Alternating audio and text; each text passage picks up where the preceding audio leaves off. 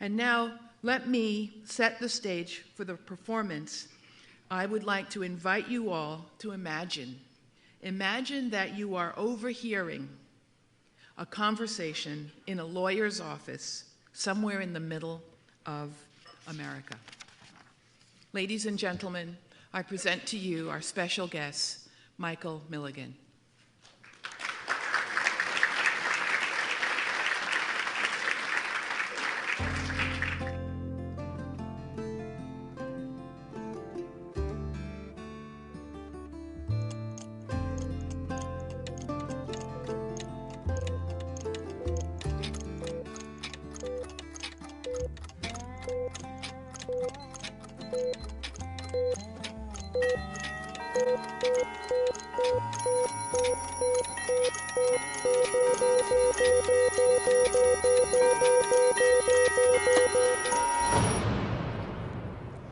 Hey, buddy, I'm sorry I'm late. I got to finish this. I'm on hold with the insurance company. Blood-sucking sons. Oh, hello. No. I'm here. It's approved. Oh, great. So just to clarify, will she be able to pick up that prescription tonight, or do you have some more processing that you need to do? Oh, good. Hey, would it be possible to get your direct number just in case we need to follow up? Oh, okay, thank you. I'm ready. 614-891-5757. And the name was Shailene, yes? Okay, thank you, Shailene. Sorry, I got to get this over to the office right away. Roberta, yeah, I got that inhaler thing figured out for Autumn Willis. Get that over to our mom ASAP. I know that she's anxious to get it, and take down this number just in case they need to follow up. It's 614-891-5757, and the name is Shailene. That is an actual human being at United Health. I didn't think they had any either. So frame it and hang it above your desk. Okay, bye now. I'm sorry, let me just turn this off and not exist for a little while. What's that? How am I doing? No.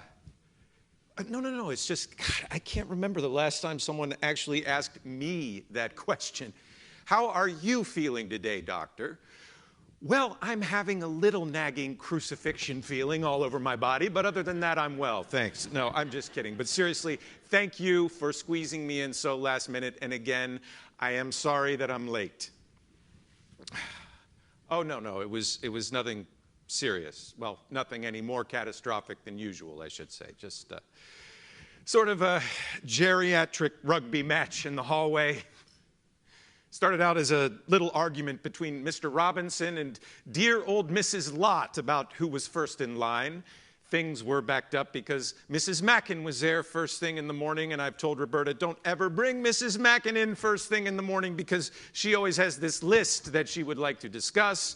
And despite the fact that she's going blind and deaf and is 91 years old, is a sort of miraculous internet wizard with Mayo Clinic updates on her iPhone's Twitter feed that she wants to share with me. And Claire has finally got Dr. Finkelstein from the insurance on the phone to discuss the denial of Mr. Lyle's blood thinner, so she's rucking through this scrum with her phone extended for the handoff, so, just a sort of little baby boomer roller derby there in the hallway with walkers and body fluids everywhere chasing me down as I'm pounding on the gates of the insurance company with Finkelstein as a sort of burned out Monty Python Black Knight with his none shall pass. So just another day at the office, really. I am sorry. How are you? How is lawyering?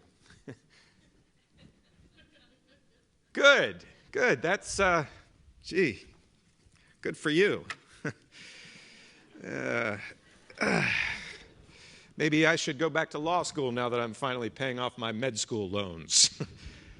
Oh, Jesus. Is it really 4:30 already? God. No, it's not all right, and I'm going to pay you for that lost half hour and for the rest. And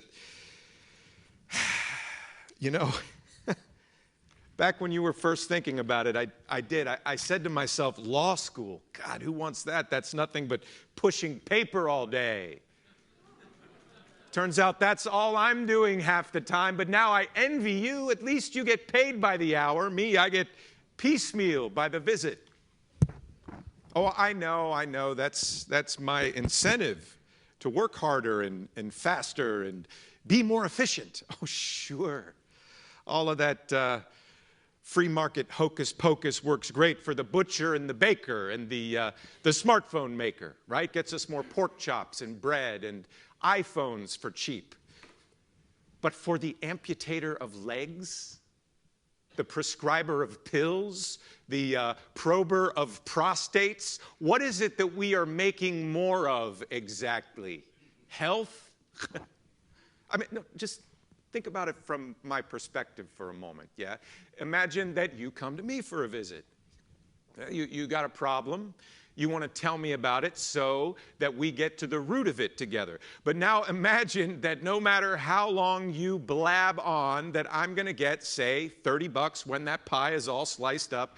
You can imagine what might be passing through my head, even though, God, I don't want that thought to get in there. Get you out the door as quick as possible, in and out, around the clock, tick-tock, tick-tock. So all of that is just to say I am very happy to pay you to be happy to listen to me. Well, thank you. I need your advice about some things. Legal advice. And personal, I suppose. They kind of come together on this. And even though it's been too long, you know me as well as anyone anymore. God, you look great. Well, it's not a diagnosis or anything, so. But I mean, you're doing great here, yeah? Is that your Jaguar out front? And look at the view. God, I did not realize you were so close to the reservoir. Look at all those ducks migrating away. Better get out before the cold comes, boys. That's some good advice, maybe. Down to their timeshares in Florida. Oh, well. It's nice to know no matter how crazy life gets, the reservoir stays the same. Except down where the old guy was always feeding the ducks, they put up a big sign that says, "Don't feed the ducks." Must be some code, you know, health, safety, some other legal crap. "Thou shalt not feed the goddamn ducks." Well, it turns out they're right. You see, Wonder Bread, that makes a duck fat and unable to fly. So you see, often when we try to help, we just end up hurting things. Like those ducks. Welcome to the doctor's dilemma. Love thy neighbor, that's not so easy. Do no harm, that's hard enough. Ah, geez, listen to me.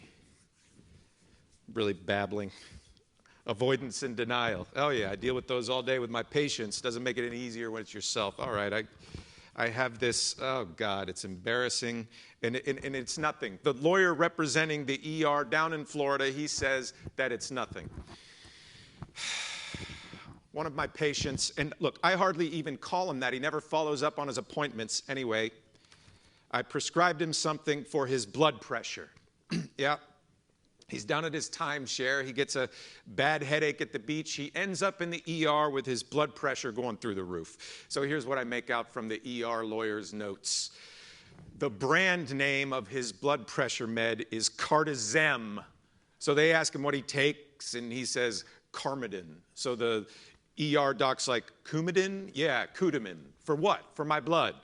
So the doctor thinks he's on a blood thinner, so he gives him a beta blocker for his blood pressure. Now he's doubling up, and that's a big no-no. So why? Why would they do that? Well, they didn't get his records. Of course, they're going to blame that on us, but Roberta and Claire, they say that no one called, but, they got to deal with 1,000 faxes a month, so who knows? Of course, none of this would happen if we just had a goddamn universal medical record, but no, we need to protect our patients' privacy even when it kills them. Anyway, after this 2-week bender, double doping his blood pressure, he's back in the ER with 30 beats a minute. This time his wife is there with his cardizem. There's a big scene with the guy's son, whose buddy is a member of your tribe. Oh, well. It's just a matter of time, I guess. That's what my dad always told me. Just a matter of time, son. Oh, hey. Speaking of my dad, I have something here for this special occasion. Will you join me? What? I'm meeting my wife later, too. I think I'll have a double. All right, suit yourself. Look, I'm just going to pour some in this other glass here for luck. And for Auld Lang Syne. No, I'm not usually carrying one of these in my bag. Not yet. This was the bottle that my dad gave me as a sort of graduation gift when we were in Scotland. I finished up at med school, and he tells me he wants to show me the ancestors, right? Literal and spiritual. See, the McQueens, we come from the Isle of Skye. It's a beautiful place. Anyway, we get over to Edinburgh, and he tells me, this is where it all began, son. Modern medicine. That's what he's talking about. Also modern economics, modern thought, all of it in this one wee little nation. So we did the castle and the palace and all of that, but my dad's favorite spot was the Museum of Surgery. And you know my dad, he's not the type to bristle, but he did. He bristled about the early history of our art. The art of medicine. He still calls it that. Idolizing the courage of those early Scots, dissecting their way through the dark ages with nothing but the light of common sense and a big pile of cadavers carved up for posterity. They mapped out the whole human anatomy over the course of a decade. Anyway, we finish up at the museum, and he takes me over to this whiskey shop, and we sit up on a couple stools, and, we talked more in 10 minutes than we have all our lives. Real talk. Tells me he's proud of me, the man that I've become at the ripe old age of 26, and calls to the shop man, and he asks for something from the Isle of Skye. This smoky blend of the purest water and soiled peat. He puts the bottle in front of me and he tells me that I am pursuing the noblest profession that a man can choose, and he knows that I'm going to make it. And his hand's on the bottle and he says, now son, I want you to keep this, and I want you to remember that I told you that someday you are going to make a mistake. Someday you're going to hurt someone, your patient, your family. Maybe it's yourself. And you're going to stand at a crossroads and you're going to doubt that you are on the right path. And you're going to have to make a choice. And nobody's going to be able to make it for you. There's not even going to be a right choice, but still you are going to have to choose. And in that moment, you're going to find out what it means to be alone. And in that moment, you're going to find out what a doctor is. And when that time comes, I want you to take down this bottle, pour yourself a dram, and remember that I stood in that same spot before you. So, here I am. To the good doctor, huh? The good doctor. But it always seemed like he had everything all together, Now I wonder if this is how he really felt about all of this. But no, he never had to deal with any of this. Chasing after a pre-authorization or a goddamn copay. No, he could do it for whatever he wanted. He could do it for eggs. Yes, for eggs, if he wanted. It was December, yeah? We had that great sled hill, you remember? And my brother was teaching me to go down standing up, and my dad's car comes down the lane. We run up the hill. He gets out, he pops the trunk, and in the back there are 10 or 11 dozen eggs. And I'm thinking, my God, someone gave my dad all of these just for his time. Carefully, says, we load up our arms, cradling these eggs. My mom's at the stoop as we come up.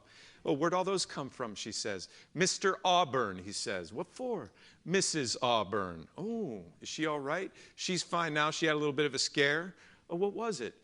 Well, that's between her and her doctor, dear. And my brother, he cracked those eggs. I got to beat them. And we made this mountain of custard creams, which we took to the office, all the homerooms, and all of the Sunday school classes. And Mrs. Auburn, she came by after Sunday school. And, you know, I always thought she was just this mean old lady, right? She always had this scowl. But on that morning, she put her hand on my arm, and she handed me this beautiful knitted pot holder that she made. This is for your mother, she said. And when she turned to go, she still had the scowl, but her eyes were smiling, and I knew it was because of my dad, and I knew that I wanted to do that too. And there really was this reciprocity. At least that's what I remember as a kid. Who knows what he was really going through, you know? What he saw in this dark water. It's a bit late in the day to ask.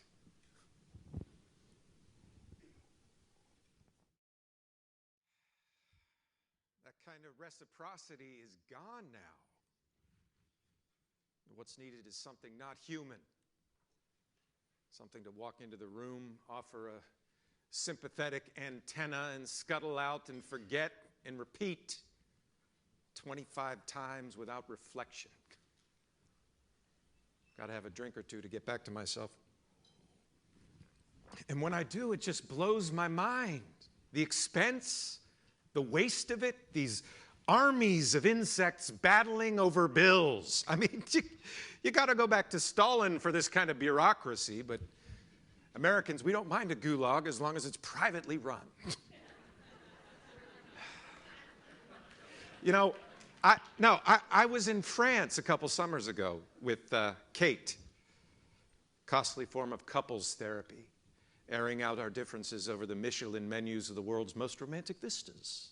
Anyway, despite her acing her French AP test, she ordered her cassoulet with the shellfish. We end up outside of a doctor's office in Normandy. So I open the door, I walk in, and there's nothing there but a couple chairs and a man sitting behind a desk. Is the doctor in? That's what I thought I said. The look on his face tells me that I might have farted instead. Where else would the doctor be? He says. Confused, I say, can we please see him? His nose lowers in amusement. Oui, I believe you can see him, c'est moi. The reason that I was so confused, Paul, it was inconceivable to me. There was no one in the doctor's office but the doctor. There was no one there to handle the insurance and the records and the bills. There was no one but him. And when he was done examining my wife, we told him, well, we don't have traveler's insurance. So he points to this chart on the wall. The prices all listed, the same as in Versailles or the slums of Paris. Apologies, but you must pay the full amount. I brace myself for the bill. 23 euros. Total. He was unrushed, and he was friendly, despite being French. And I could tell he did. He practiced the art of medicine. It was incredible. How's this possible? Here in the land of the free and private enterprise, I can't even afford to work for myself anymore. And over there in the cesspool of socialism, that guy's driving around in his little golf cart still making house calls like my dad used to. It's too bad we're so far away from everything, you know. I mean, you go abroad for the sights, but if you're lucky, what you really see is yourself. And what I saw in that mirror, my reflection, was an overqualified Post-it note attendant. Like this one. This one I took care of on the way over. This is nothing special. This is just an example from today. This young girl came to see me last week, Autumn. Sweet kid. Autumn can't breathe so well. So I prescribed the one drug that is both safe enough and strong enough. So next day, Mom calls to say that the pharmacist says that the insurance company says that we need to get a pre-approval. And there is no fast lane on the phone menu for me or my nurse, Cindy. 16 years of training, and we're stuck on a phone menu designed by Hieronymus Bosch. We finally get through. There's a kid on the other end of the line, just out of high school. I'm sorry, but I don't see that drug on my chart. So Cindy suggests to him that there is no Z in asthma.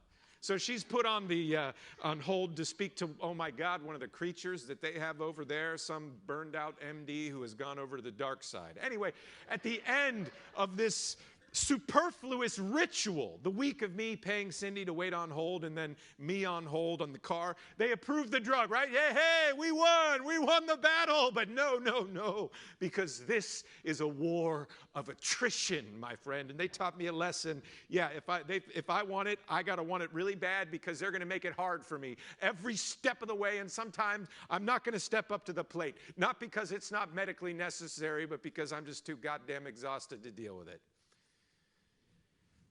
Or maybe someone does forget to return a call. I wonder how many people die every year because a Post-it note falls through the cracks of a cubicle.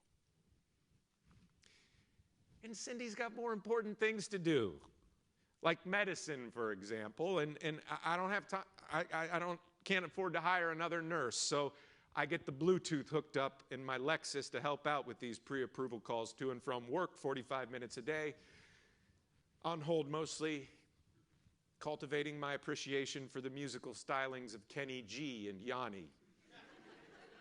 But tomorrow, Autumn is going to be able to breathe easier. And she's a great kid. She's going to go out and conquer the world, I tell you, if we just give her the right treatment. So that's why you get up in the morning, right? A kid comes to you like that, open and vulnerable, and their life is in your hands. And for a few moments, you have the privilege to be of real service to another human being, and that is a special kind of intimacy that you don't get anywhere else. So you do it for the kids. They still trust you. They look up to you. Not their parents. No. The adults, more and more, they're just likely to give me the fisheye like I'm a crook or a swindler, or worse, the customer is always right kind of an attitude, or I get a letter from Mr. DeVoe. He lived up the street from me as a kid. We used to go over to his pool in the summertime, you remember. Well, now Mr. DeVoe is outraged at me, charging $125 for 15 minutes. He tells me that my dad would be ashamed of me. Do you know what Medicare actually pays me to take care of Mr. DeVoe and his 5 chronic conditions? $50, with which I got to pay Cindy and Roberta and Claire and Rick, who handles the accounting, and provide them all their benefits and the rent and the malpractice and the licensing fees and the EMR fees, at the end of which, if everything goes smoothly, I can keep our little shop open for another couple months. So yes, Mr. DeVoe, I do need your stupid $15 copay.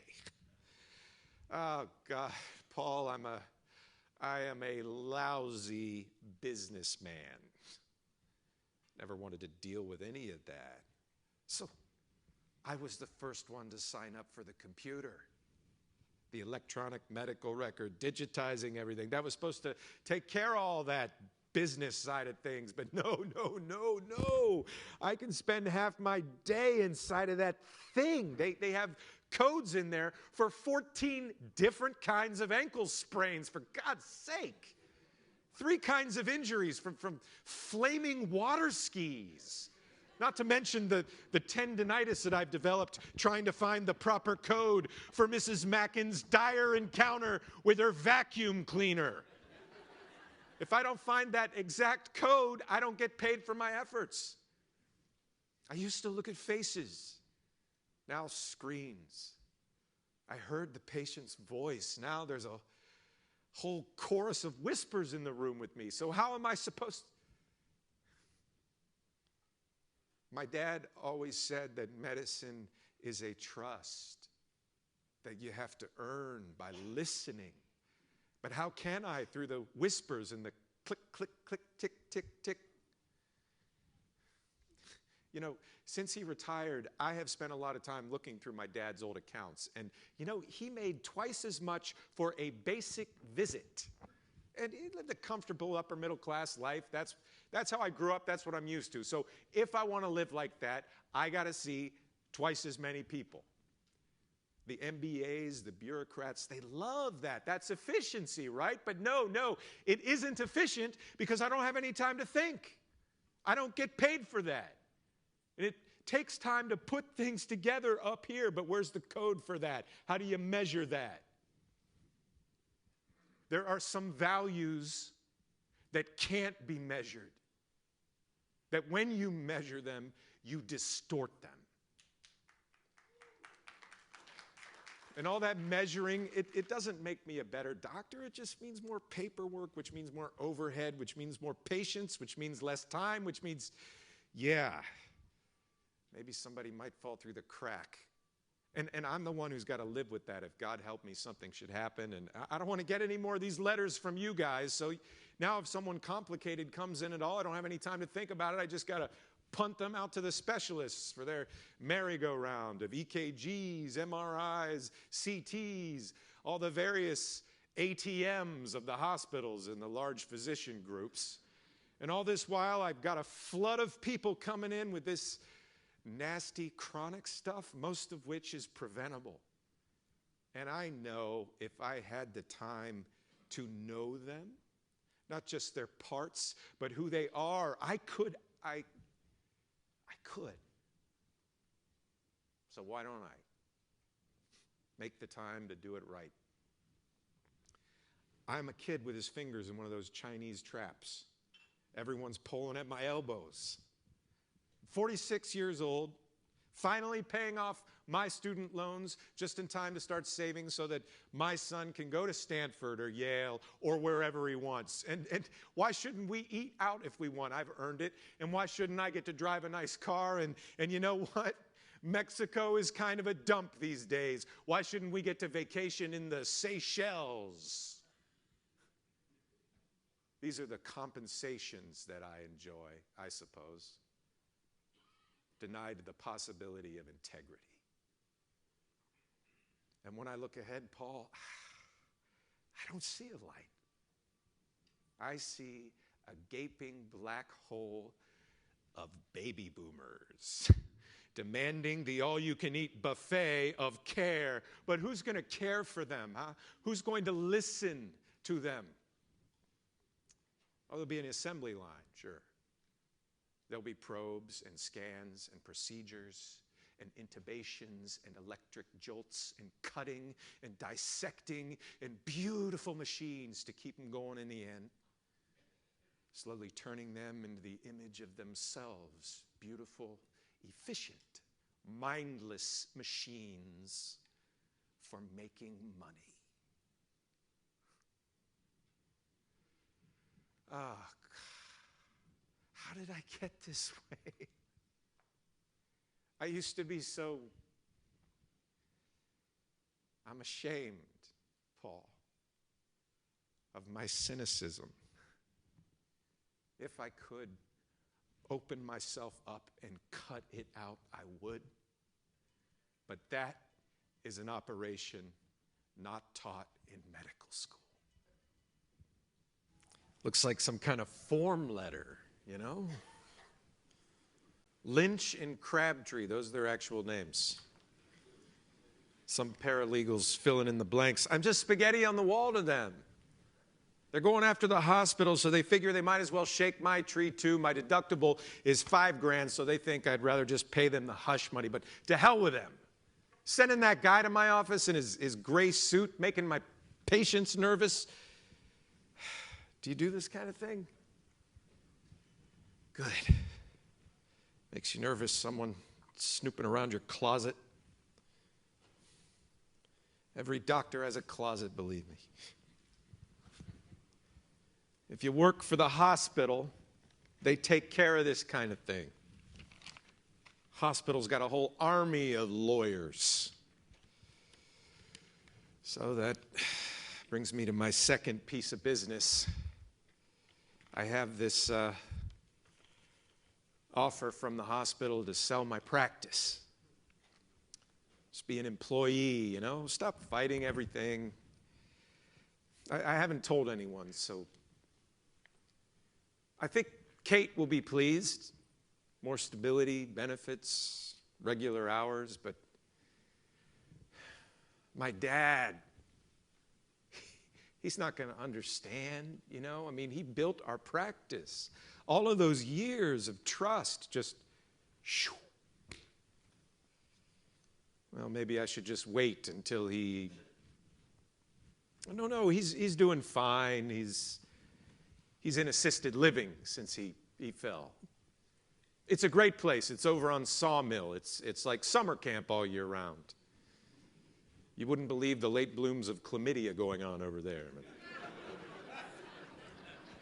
It's not really his scene, right? But I thought about bringing him home, but it would just be him with Kate and the kids. That's a lot to ask of everybody. And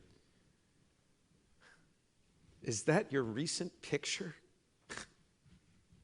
No, it's just you all look so happy. Good, that's good. Good for you. You know, it's been too long since sometime we should, go on a picnic or something. Show the kids all the crazy stuff we used to do back in the woods there. My kids, they don't do any of that.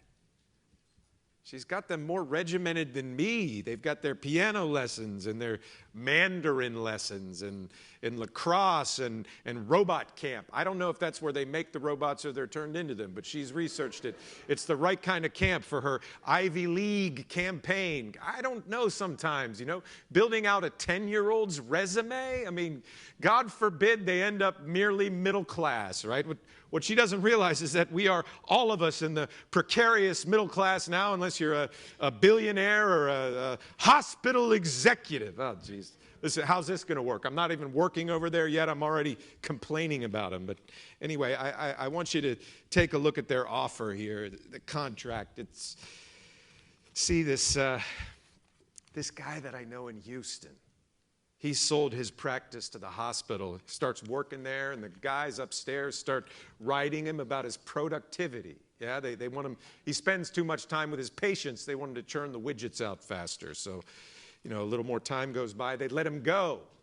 Now he's out on his ass, but his practice, well, now that belongs to the hospital. So I want to know, can they do that to me? It's here somewhere in the fine print. Covenant, not to compete. I don't even know what I want you to say, really. It's just that my dad told me that I was going to make it, you know. I just want someone to tell me that I'm going to make it, but the truth is, either way, it's not going to be any better over there. I know what goes on over there. I know what they want. There'll be a guy there with his MBA and his spreadsheet and his timesheet standing over me. You got to see more patients and send for more tests. Here, we'll make it easy for you. Use our system. Use our network. We can do the tests. And the more they make you see, the more you're scared you might have missed something, the more you need to reach out for help to their specialists with all of their wonderful, expensive tests to make your job easier. Don't think. Just check the box. Stop trying to understand. It's bigger than you are. You got a team now. Just your name, just your signature. signature for the drug, the test, the operation. Come on, help us get the bodies up on the conveyor belt for the merry-go-round. No, I'm not going to do that. I'm not going to be their hack. I'm going to fight to the end for my practice, for my Father's practice. I just got to figure out a better model, a better process to deal with the insurance and the meaningless records and the useless tests and the horrible, awful clock and all of this. Oh, Jesus. Well, this is perfect. This is perfect. See, this is my life, huh? Chasing around after all of this. God.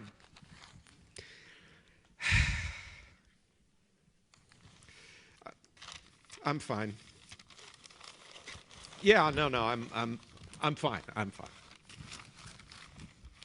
What do you mean, am I sure? Yes, I'm sure. Would you stop asking me that? It's patronizing, all right? Yeah, maybe I wish that my life were a little more perfect like yours, but I'm fine, all right?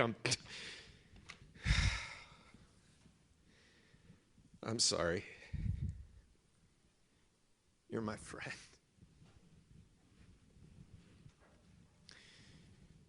You hear about this kind of thing happening to a doctor. You talk about it in your third year, burnout. But that's not me. I got my dad's example.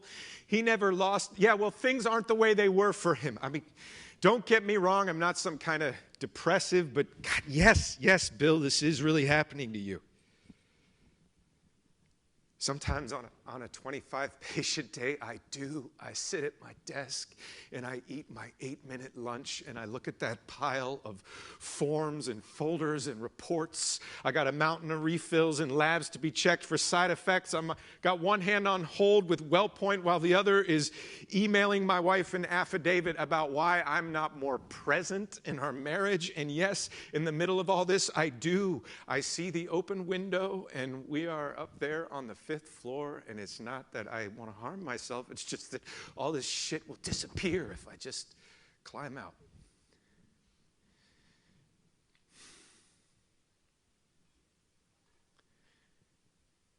Fortunately, I'm kind of a coward about physical pain, and 5 floors will probably do the job, but maybe not, probably not right away. You have to go head first for that, and I'm more of a stick your toes in the water kind of guy. It's a good thing I'm not an anesthesiologist. But anyway, that's not me. I am not some passive, weak-minded, depressive, and I sit up and I take the test and I beat it. Mostly. And I have always passed. You give me whatever test you want. Med school, that is no joke. You got your internship, you got your residency. Those are the limits of what a person can take. So you think you can do that, you can do anything, right? But, over time, I guess last week was just the final. There's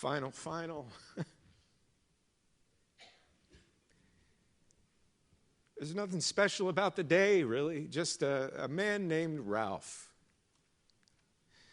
I've taken care of his family for 10 years. His wife was diagnosed a little while back, and I referred them to the best oncologist that I know. I checked in as often. There's just no time. So she had really bad complications, some last-minute procedure. They get stuck with a $75,000 bill out of network. Their savings are wiped out. They're just trying to stay in their home while she's fighting for her life. And all that I can do is just watch. Just watch them drown. And that is not why I went to medical school. So, Ralph came by last week. Claire interrupted my exam to tell me, and I told her, look, I don't get paid to sit and listen, and it's a 30-patient day. I got a pile of letters. The EMR is clogged up, and everyone is waiting for me. And Claire whispers that Ralph, he's in the waiting room. His wife died last week, and he just wants to come and sit and talk to me about it for a few minutes. And no, I can't. So she sent him away.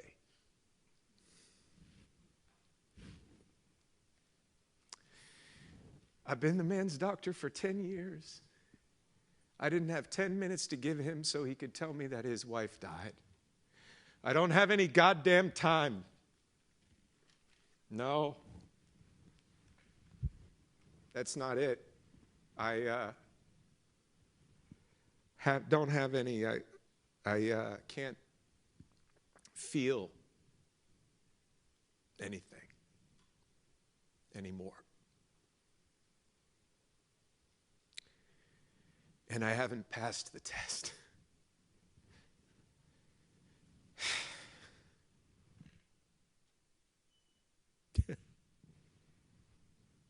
But no, it isn't a test. It's just a machine. And my taking the test is the fuel that it runs on. My wanting to help people is the fuel for this mindless machine. And when it breaks down, I'm the one that, avoidance and denial, huh? It's not going to help. You know what, Paul, I don't think a lawyer is what I really need right now. Something has to change. Could you hold on a second?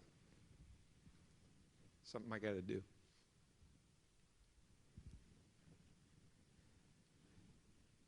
Yeah, this is William McQueen's son speaking. Could you put me through to his room, please? Hey, Dad. It's Billy. Well, I was wondering if you could stand a visitor tonight. Well, do you remember that bottle that you gave me when we were in Edinburgh? I finally had to open it up tonight. Guess I'm standing at those crossroads you told me about. Well, I'm just not sure how to keep your old practice going anymore, Dad. Yeah, there's still some left. Shh. Sure, I'll bring an extra glass. Yeah, we can talk about it. Sure, I would like that. Thanks, Dad. I'll see you soon. Well, I guess we went over the hour, huh? Let's call it 2. 2 hours with my friend who knows me. How much is that worth? Priceless. You know, Paul, I'm still not sure what to do about all this, but I actually do feel better than when I came in. Thank you for that, for listening. It really is a healing thing, you know, to be heard. I think that's what's been missing.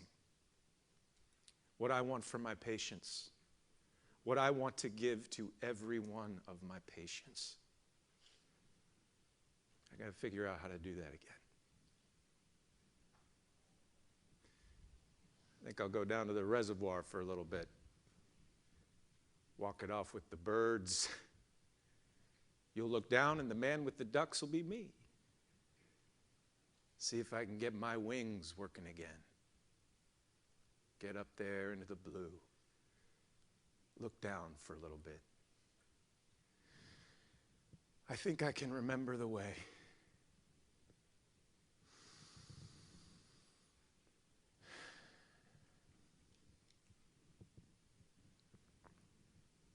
Thank you.